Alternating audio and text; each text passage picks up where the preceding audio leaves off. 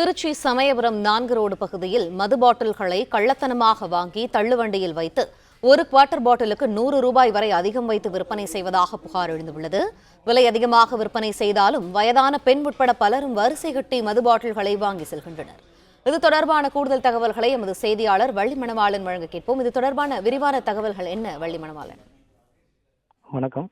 தமிழகத்தில் மதுபான கடைகள் மதியம் 12 மணிக்கு இருந்து இரவு 10 மணி வரை செயல்படும் என தமிழக அரசு அறிவித்திருந்தது. ஆனால் பல இடங்களில் சட்டவிரோதமாக 24 மணி நேரமும் மது விற்பனை படு ஜோராக நடைபெற்று வருகின்றது. இந்த நிலையில் சமயபுரம் 4 ரோடு பகுதியில் 2 மதுபான கடைகள் செயல்பட்டு வருகின்றது. 2 மதுபான கடைகளும் மதியம் 12 மணிக்கு மேல் தான் திறக்கப்படும்.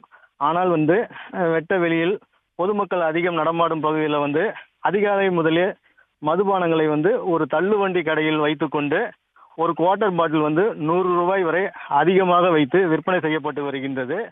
இதில் வயதான பெண்கள் உட்பட ஆண்கள் என பலரும் வரிசை கட்டி மது பாட்டில்களை வாங்கி செல்கின்றன.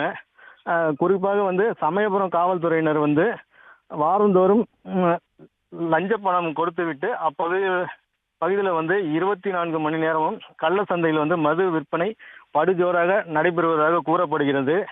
இதனை தடுக்காத காவல்துறையினர் மீது மாவட்ட காவல் கண்காணிப்பாளர் செல்வ நாகரத்தினம் நடவடிக்கை எடுக்க வேண்டும் என சமூக ஆர்வலர்கள் கோரிக்கை வைத்திருக்கின்றனர்.